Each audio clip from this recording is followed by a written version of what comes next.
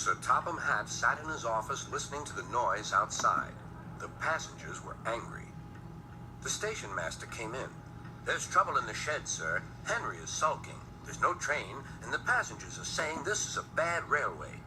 "Indeed," said Sir Topham Hatt. "We cannot allow that." He found Gordon, James, and Henry looking very cross.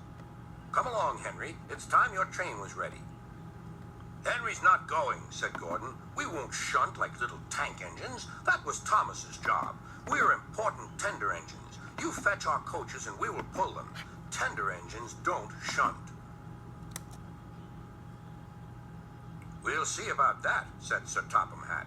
"No engine on my railway is too important for small jobs." And he hurried away to find Edward.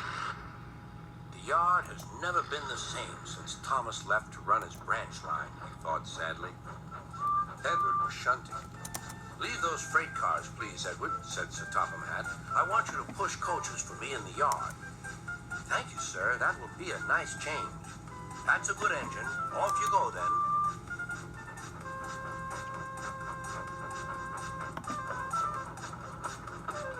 So Edward found coaches for the 3 engines, and that day the trains ran as usual.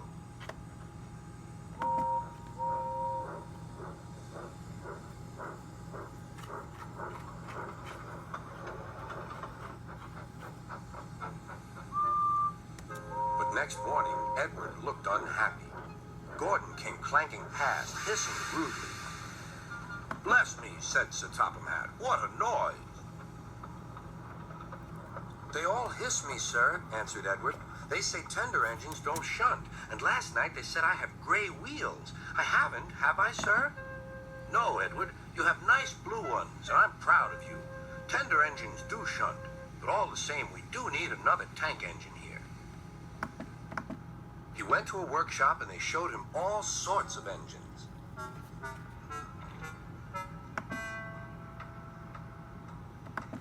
At last he saw a smart little green engine with 4 wheels. "That's the one," he thought. "If I choose you, will you work hard?" "Oh, sir. Yes, sir." "That's a good engine. I'll call you Percy." "Yes, sir. Thank you, sir." And Sir Topham Hatt brought Percy back to the yard. "Edward," he called, "here's Percy. Will you show him everything?" Percy soon learned what he had to do. They had a happy afternoon.